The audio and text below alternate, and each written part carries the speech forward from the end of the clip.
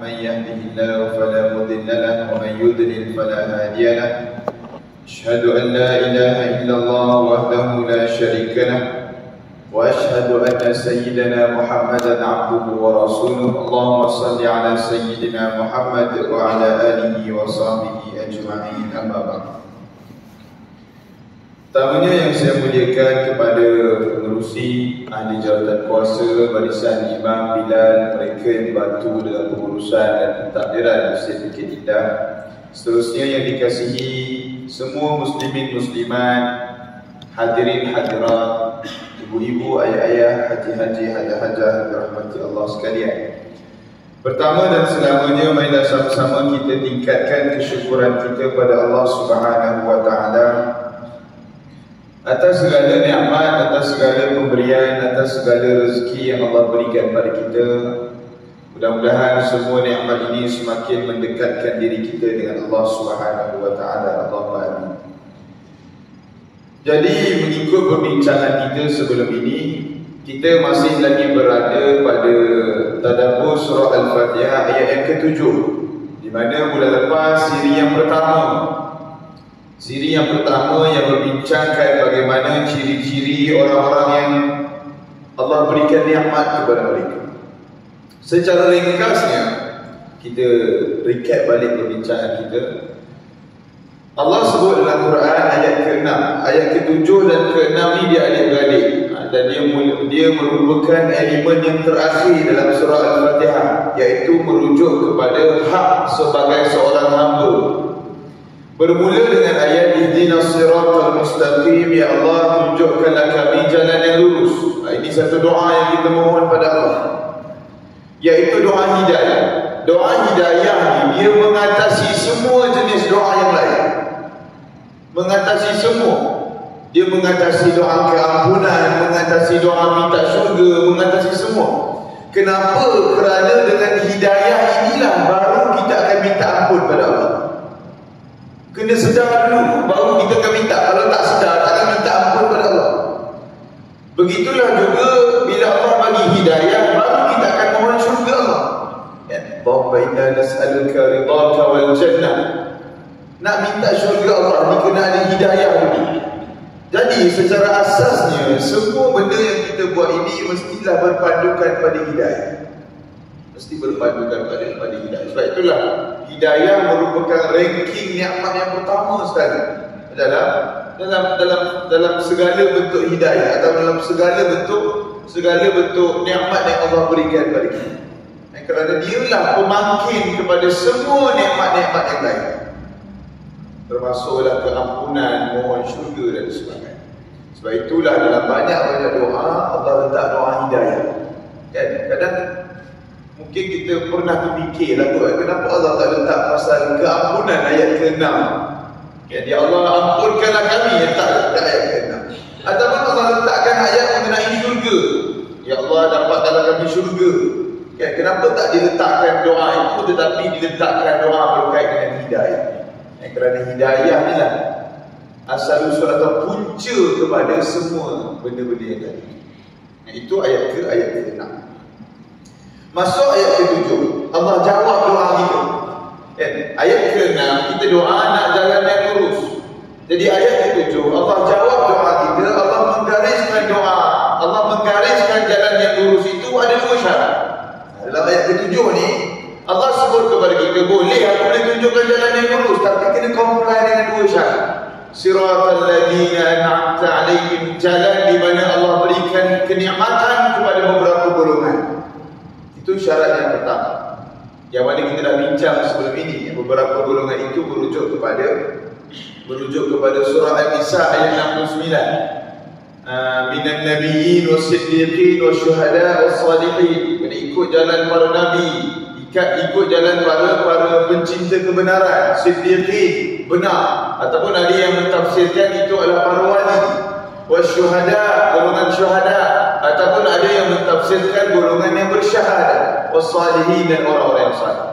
Jadi ini syarat pertama nak dapat jalan yang lurus, iaitu kena ikut jalan para nabi, para pencinta kebenaran, para syuhada dan juga orang-orang salih. Itu syarat pertama. Tapi tak cukup Sebab apa? Dia ada dua syarat Allah sebut nak dapat jalan yang lurus. Siratal mustaqim itu kita dapat bila mana memenuhi dua syarat. Syarat yang kedua yang menjadi perbincangan kita pada malam ini, ghairil maghdubi alaihim waladdallin. Allah berfirman, jangan ikut jalan orang yang dimurkai dan jangan ikut jalan orang yang sesat. Ini syarat yang kedua. Syarat yang pertama, kena ikut jalan para nabi and the gang. Syarat yang kedua, jangan ikut jalan Yahudi dan Nasrani, iaitu jalan barat, Yahudi dan barat. Kita comply, kita memenuhi dua syarat ini, barulah kita akan entitled, akan dapat siratal mustaqim, jalan yang lurus. Masalah yang berlaku apa dia? Masalah yang berlaku adalah bagaimana dua-dua jalan kita sambung. Dua-dua jalan kita buat. Sepatutnya satu kena buat, satu jangan buat, jangan ikut. Tapi di dua-dua jalan kita sambung. Ini masalah. Contohnya kita solat, kita dijaga solat kita. Jadi itu jalan para nabi, jalan orang-orang saleh, jaga solat kita. Tapi dalam masa yang sama kita buat juga benda-benda dosa, benda-benda maksiat. Contoh, pergi konsert yang tidak patuh syariah. Konsert ada yang patuh syariah, ada yang tidak patuh syariah. Selagi mana dia memenuhi etika syariahnya itu, selagi itu konsert itu harus.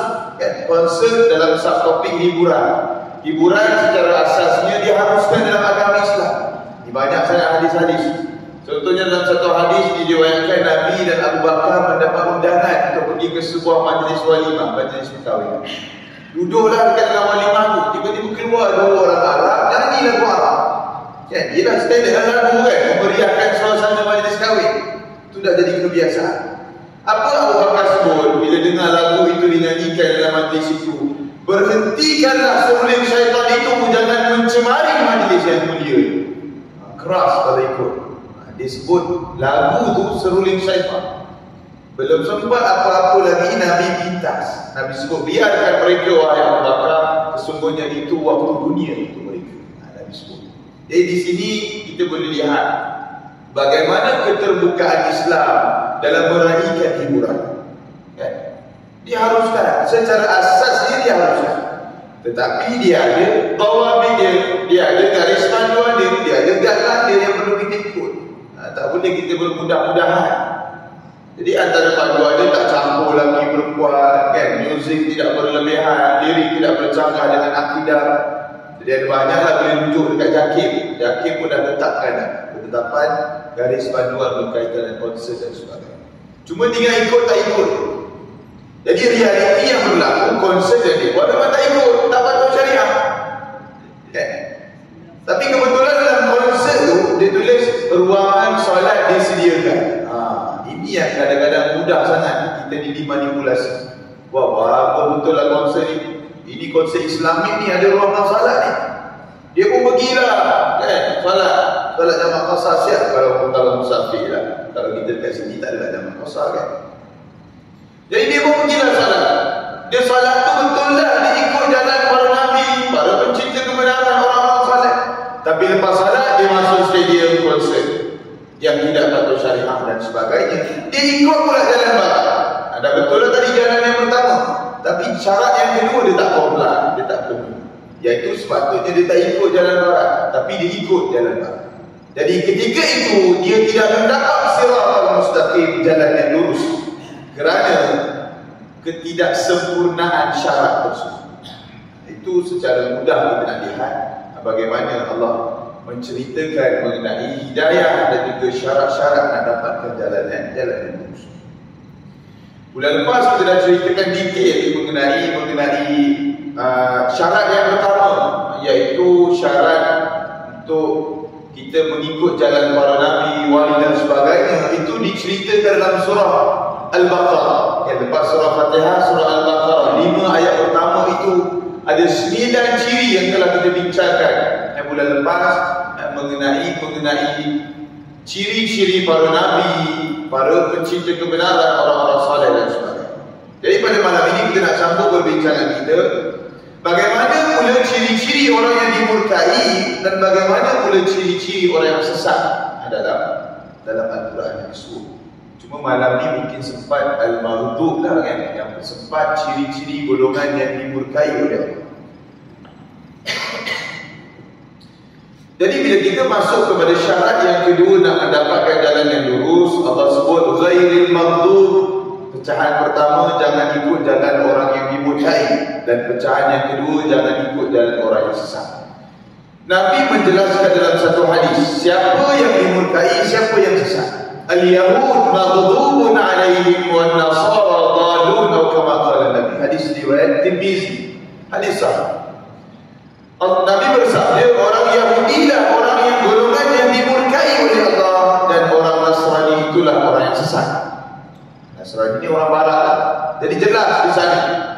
Dan kita lihat bagaimana Allah menceritakan jangan ikut jalan orang yang dimurkai merujuk pada Yahudi, dan jangan ikut jalan orang yang sesat merujuk kepada Nasrani. Yang pertama Allah sebut jangan ikut jalan orang yang dimurkai, yaitu Yahudi. Dalam Al-Quran secara spesifik Allah menceritakan ada 16 ciri-ciri Yahudi dalam Al-Quran, di mana ciri yang pertama adalah tadi al-maghdub, iaitu golongan yang dimurkai oleh Allah. Itu ciri yang pertama. Dia ada lagi 15 ciri yang lain. Itu secara spesifik. Dia ada lagi ciri yang umum. Banyak sangat dalam Quran ini cerita pasal Yahudi, terlampau banyak. Jadi kita nak go through beberapa ciri-ciri Yahudi yang penting. Berbetulan sekarang ini kita sudah dihambat, orang kata sekarang ni musim kita ni dah kurang bersemangat, semangat Palestin ni. Okay. Betul lah satu kajian yang dilakukan. Kajian ini disebut sesuatu isu itu sekiranya dipandu oleh semangat semata-mata. Kita ni dengan isu itu semangat je kita pandu. Okay. Hanya ada semangat tanpa ada ilmu dan kefahaman, ia akan bertahan sekurang-kurangnya 2 bulan saja. 2 bulan saja. Kita boleh lihat mula perang 7 Oktober. 7 Oktober mula perang antara saudara kita Palestin dan juga Israel ataupun Yahudi Zionis lakukan. 7 November sebulan kena. 7 Disember 2 bulan kena. Jadi hari ini berapa? 18 Disember. Dah tambah 11 hari daripada 2 bulan. Kita boleh lihat semangat, sentimen kita bersama Palestin, solidariti kita bersama Palestin semakin pudar, semakin menurun, semakin menghilang. Ini akibat semangat bermusim ataupun isu itu dipandu oleh semangat semata. Kita boleh lihat contohnya lah, satu benchmark lah kita letakkan, walaupun kadang ada orang tak setuju. Antara tempat yang kita boycott adalah McDonald, contoh. Walaupun ada orang tak setuju nak boycott McDonald kan. Jadi kita boleh lihat sebulan pertama semangat kita tu kosong McDonald, kosong. Sebulan kedua kosong. Dan 2 bulan dah. Masuk bulan ketiga, anak kita pun ayah, jom ayah, rindulah Mac Chicken, contoh. Kita pun ada betul juga kan, aku pun Mac bilang aku dah tak apa kena ni. Kita pun pergilah kan. Ada yang pergi sorok-sorok kan, ada yang order Grab, ada yang drive thru. Yang paling tak malu dia masuk Orina kan, makan kat dalam. Dah mula dah nampak orang pakai kopiah, pakai tudung dekat dalam. Nak bagi tahu dah ramai dah orang Islam boleh makan balik McDonald. Yang 2 bulan dia boycott sebelum kan. Macam mana boleh makan balik? Kerana semangat itu sudah pudar, sudah mula menurun. Sebab lama sangat tempoh perang. Akhir sekali dia rasa dah jemu kan. Bila orang tanya pasal Palestin, Palestin perang lagi ke? Ingatkan dah habis dah. Timbul jawapan dia. Maksudnya dia dah tak habis tahu sangat pasal Palestin. Lagilah sekarang ni COVID pun dah boleh datang kan. Lagilah, lagi dahsyat kan. Penyakit dah boleh datang. Kan? Dulu time kena COVID 2 tahun, manusia ni insaf berubah. Kan, konsep pun tak buat, apa-apa normalisasi dosa pun tak buat. Insaf lah. Habis 2 tahun tu dia mula balik perangai lama. Buat balik konsert. Dia ajak geng yang pattern dia sama. Coldplay, pattern dia sama, iaitu geng LGBT. Ni bulan 2 tahun lepas, 24 Februari, dia jumpa Ed Sheeran pun geng LGBT juga. Itu lagi dahsyat, 2 minggu lagi dah Ramadan. Dia boleh bantai pula buat konsert sekali lagi. Manusia tak memikirkan tentang perubahan. Dia berubah pun sekejap, bermusim perubahannya. Ini masalah bila mana sesuatu perkara itu hanya dipandu oleh semangat, bukan ilmu dan juga kefahaman. Termasuklah banyak perkara normalisasi dosa yang sedang berlaku sekarang. Okay. Jadi kita boleh lihat dunia semakin tenang, semakin parah sebenarnya. Jadi kita perlu berkelana dengan baik. Jadi sebab itulah bila mana kita menyebutkan tentang isu Palestin dan sebagainya, kita perlu ada satu ilmu dan kefahaman. Antara benda yang menyedihkan kita juga adalah ramai orang Melayu Islam kita mula menyokong Israel dan Yahudi, mula bersama dengan Yahudi. Kan, antara faktor utamanya 7 Oktober Hamas mulakan serangan dulu. Jadi dia duk recycle isu yang sama hari-hari. Sampailah propaganda itu yang dimainkan oleh media barat dan Israel dapat masuk dalam negara kita. Akhirnya orang Melayu Islam kita berpengaruh dengan propaganda itu. Jadi ini akibat bila kurangnya ilmu, kurangnya pengetahuan dan kefahaman. Jadi sebab itulah kita nak bincang sedikit bagaimana Al-Quran menceritakan ciri-ciri Yahudi dalam Quran. Kita nak ambil sedikit. Ini nak tambahkan kefahaman kita. Nak buangkan dalam kalau kita ni pun ada juga sedikit kecenderungan terhadap Yahudi, simpati terhadap Yahudi. Kan? Ini antara sentimen yang dimainkan sekarang. Simpati, empati terhadap Yahudi. Kan? Diorang buat satu posting baru-baru ni, dia viral kan? Dia beritahu apa? Kenapa kita doakan kehancuran kemusnahan untuk Yahudi? Kan? Kenapa kita doakan? Ini bila mana berlaku peperangan, kita baca Qur'an Nazilah. Dalam Qur'an Nazilah kan ada 2 benda yang penting. Satu, doakan kemenangan Palestin. Allahumma ansuril Islam wal muslimin. Allahumma ansur ikhwanana fi Filastin. Yang kedua, doakan kehancuran untuk Israel, untuk Yahudi. Allahumma alayka bil yahud. Allahumma ahlikil kafarata. Allahumma baddil syamlahum, farriq jam'ahum, shattit syamlahum, wa zalzil aqdamahum. Jadi ini semua doa-doa kehancuran, kemusnahan kepada Yahudi. Bila berlaku suasana membaca Qur'an Nazilah, lagi-lagi Jawi di wilayah jadi Islam memberi satu saranan yang amat tinggi. Hatta dalam semua salat fardu pun kita buat, bukan setakat subuh saja. Itu komited kita, semangat kita dalam kita nak mendoakan untuk saudara kita. Jadi bila mana berlaku suasana begini, ada orang Melayu Islam kita cacing kepanasan. Dia tak senang duduk. Seolah-olah macam bos dia kena hina, kena serang, kena doa hancur dan lembu sebagainya. Jadi dia buatlah satu posting sentimen nak meraih simpati kita terhadap Yahudi. Dia pun cakaplah Yahudi ni pun makhluk Allah, Yahudi ni pun ciptaan Allah, Yahudi ni pun manusia, Yahudi ni pun ada golongan yang perlu kita dakwah. Kenapa bila orang lain buat jahat dengan kita, kita doakan kebaikan, kita doakan hidayah untuk dia. Tapi bila Yahudi buat jahat dengan kita, kita doakan kehancuran, kita doakan kemusnahan untuk dia.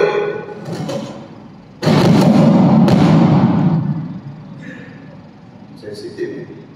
Ada orang sabotaj. Ada yang marah ni di situ saya Yahudi ni. Kita tak.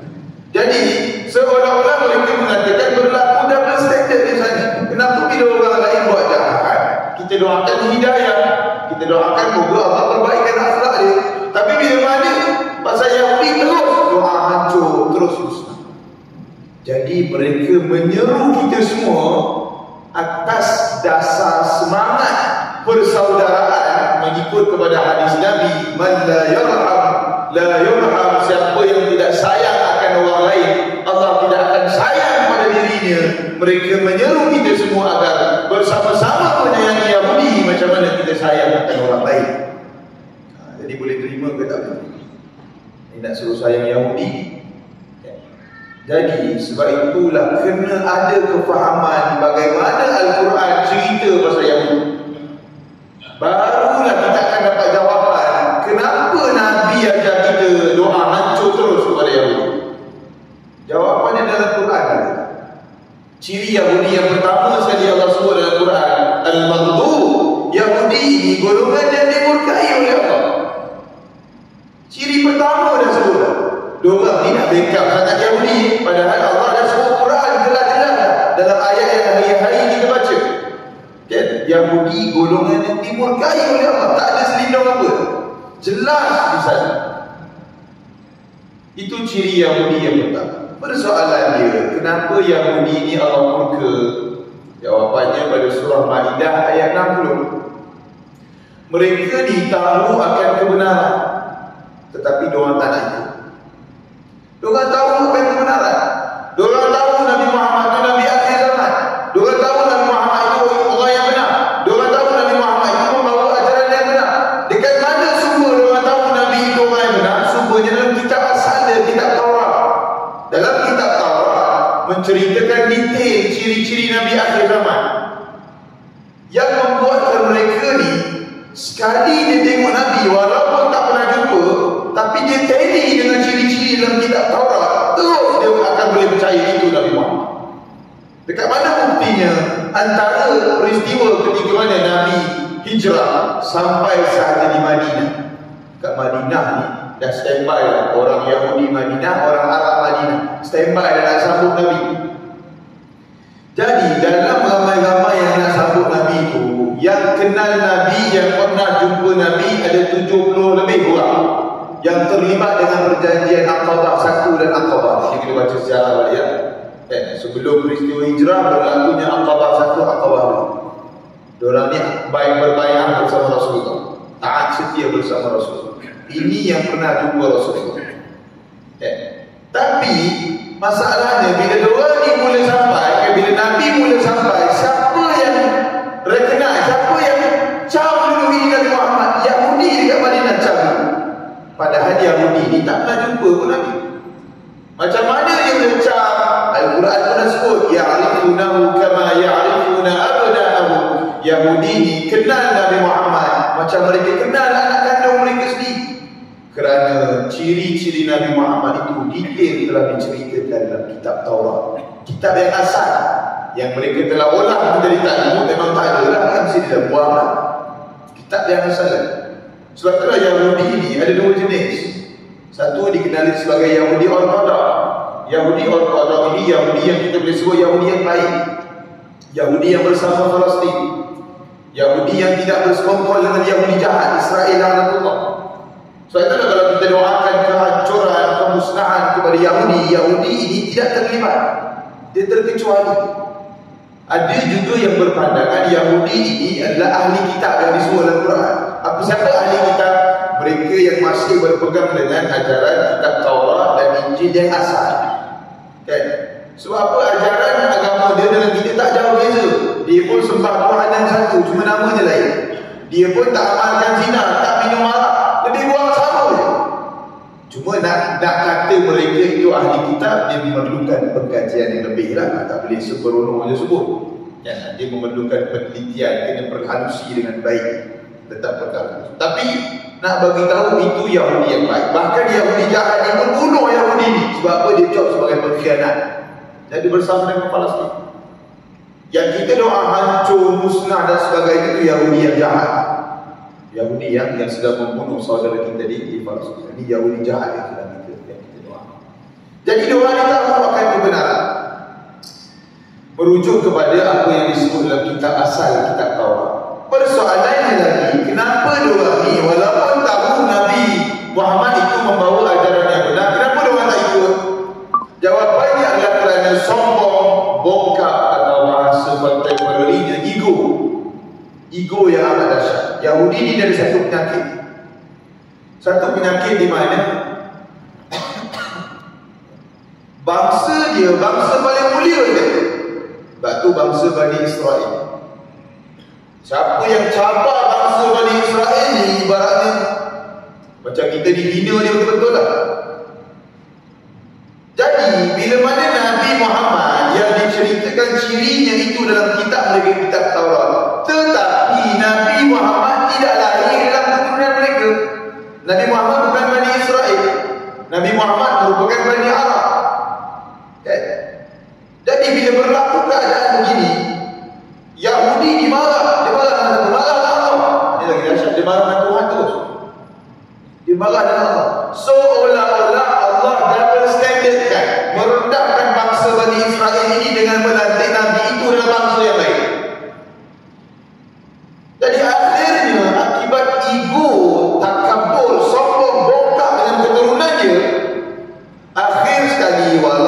tahu Nabi Muhammad tu Nabi yang benar, dia reject Nabi, dia tolak Nabi. Sebab itulah Allah murka kepada golongan ini.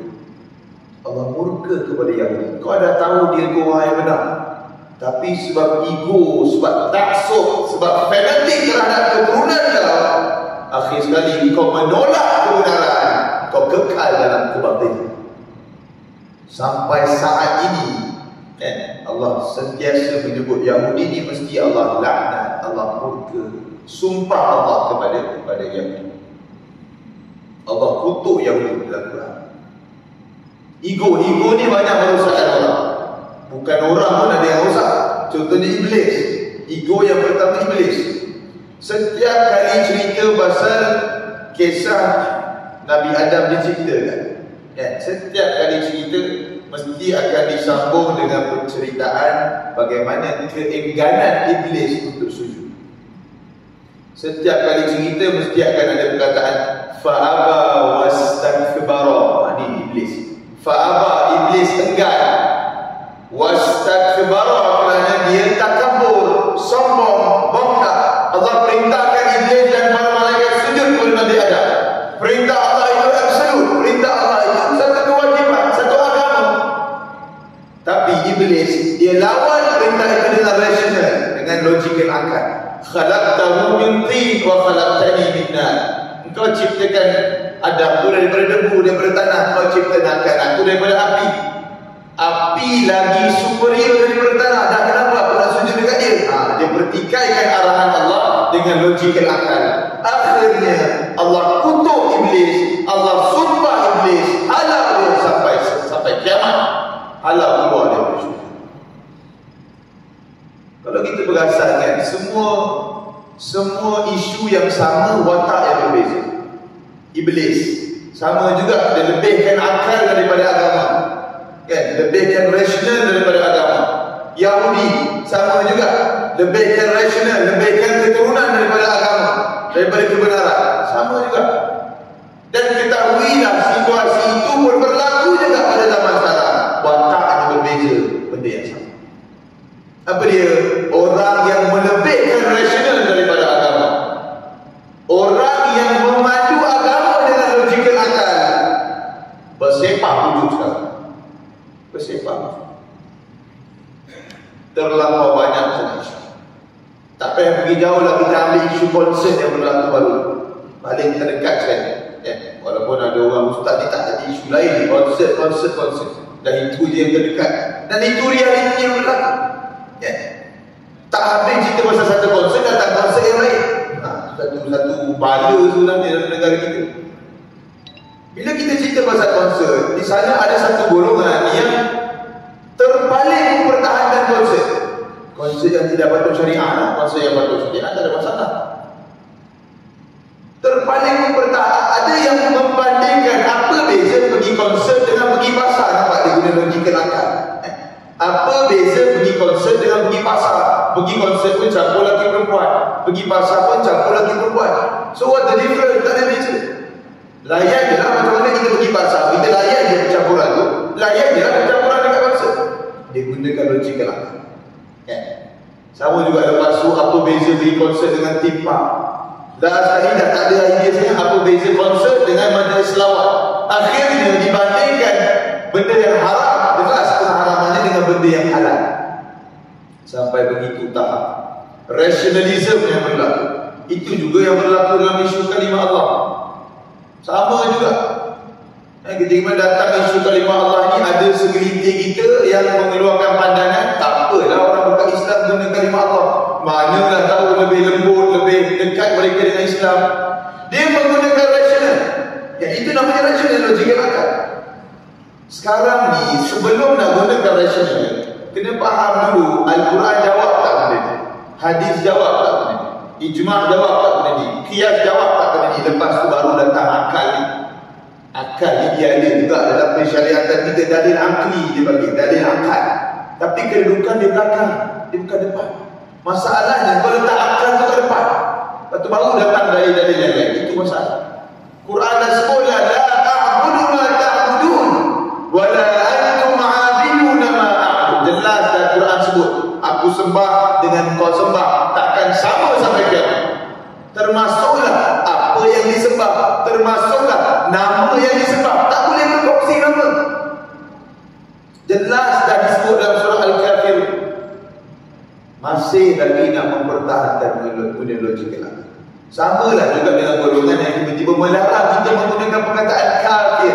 Sebuah perkataan kafir ini boleh mengganggu ketenteraman dalam sebuah komuniti masyarakat majmuk. Dan itu menggunakan logikal akal rasional. Apa Quran sebut? Quran banyak ayat cerita pasal perkataan kafir. Bahkan ada surah Al-Kafirun. Adakah kita nak sebut juga Quran menggunakan istilah yang menyentuh juga sensitiviti dalam masyarakat majmuk? Berani kita nak kata begitu? Kalau kita kata begitu, maksudnya kita ni biadab dengan Allah, kurang ajar dengan Allah. Kita boleh tengok satu persatu rasionalisme yang sedang melanda dalam negara kita secara khusus. Akhirnya dikebelakangkan nas dan dikehadapankan rasional. Itu realiti yang berlaku. Sama sahaja pasal Iblis Yahudi, benda yang berlaku. Sama lah juga dengan geng-geng yang sokong Yahudi ni. Sama juga. Dia kata kenapa ada double standard. Yahudi kenapa doakan kehancuran, yang lain kita doakan hidayah. Dia guna rasional. Sedangkan Quran dah sebut Yahudi ini golongan yang dimurkai oleh Allah. Hidup kita ni satu benda lah formula kita kan. Hidup kita ni mesti senada dengan Al-Quran, mesti sealiran dengan Al-Quran, mesti sehaluan dengan Quran. Itu yang paling penting. Kalau kita buat bercanggah dengan Quran, yang problemnya bukan Quran, yang problemnya kita. Itu yang perlu kita lihat. Itu ciri Yahudi yang pertama. Baru ciri yang pertama lah baru.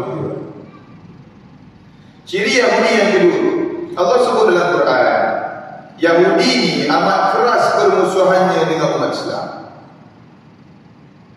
Allah sebut dalam surah Al-Ma'idah ayat 82.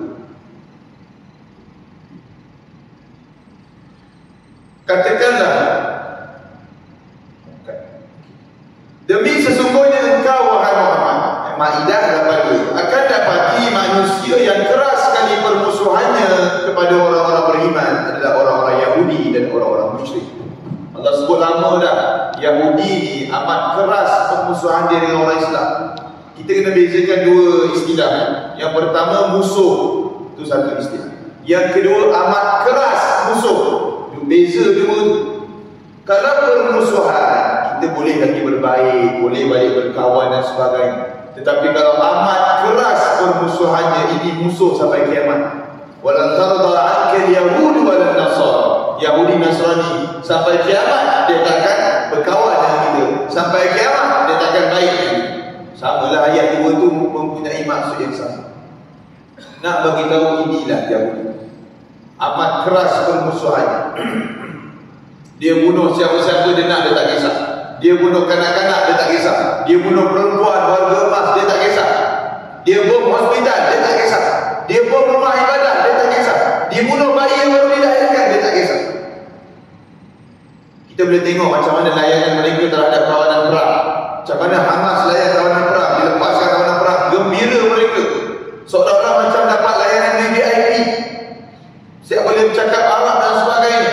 Akhirnya perkara itu dispin oleh media Israel. Apa media Israel sebut? Mereka mengecam Hamas kerana bagi dadah kepada hostage, bagi dadah kepada tawanan, merujuk kepada rakyat Israel. Kita boleh beza lah orang dapat dadah, tak dadah ni kan. Nak bagi tahu dia nak kona juga kan? Macam mana layanan tawanan Israel yang ditangkap keadaan elok dilepaskan dengan bertongkat. Rakyat Palestin yang ditangkap elok dilepaskan bertongkat, patah kaki dia buat. Ada seorang perempuan ditangkap dalam keadaan elok, dilepaskan dalam keadaan 5 jarinya dikerat. Tak ada jari, dia potong jari ni. Amat keras permusuhannya dengan umat Islam. Macam mana boleh ada orang Islam kita ni boleh bersama dengan Yahudi, boleh sokong Yahudi? Sebab itulah kena faham betul ciri-ciri Yahudi dalam Quran. Kita akan dapat buat satu kesimpulan, bangsa Yahudi ni bangsa paling teruk, bangsa paling jahat atas dunia. Berbagi satu nenek yang ada. Ciri yang ketiga, surah An-Nisa ayat 155. Allah berfirman ada 3 ciri dalam tu.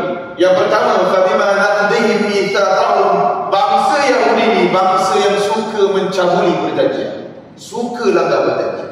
Yang kedua, kufur dengan ayat-ayat Allah. Dan yang ketiga, yang menjadikan Yahudi bangsa paling jahat atas dunia ni, mereka ini membunuh para nabi dan para rasul.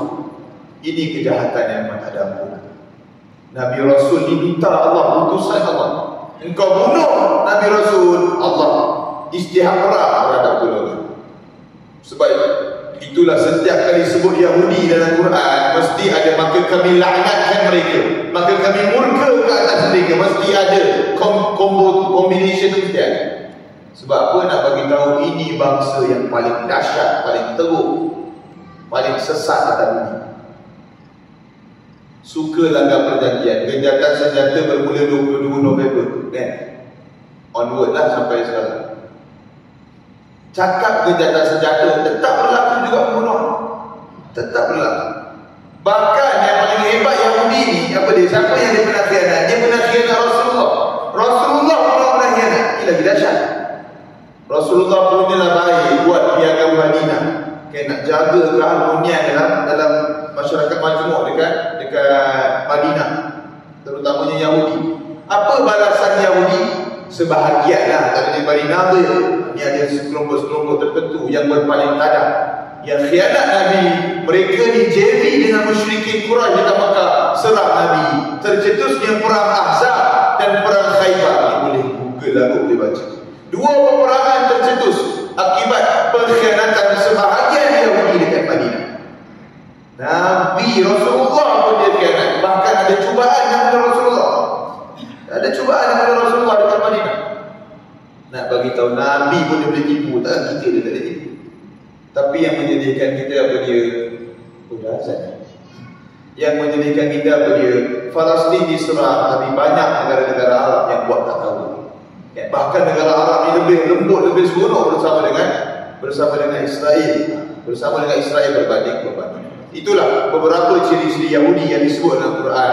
Jadi teruskan berdoa untuk saudara kita di Palestin, berdoa untuk kehancuran, kemusnahan Yahudi, Zionis, Israel, laknatullah. Mudah-mudahan satu hari nanti Palestin mencapai kemenangan. Tertulis nama kita antara yang pernah menyumbang untuk kemenangan tersebut. Allahumma amin. Aku qouli hadza wa astaghfirullah wa lakum. Assalamualaikum warahmatullahi wabarakatuh.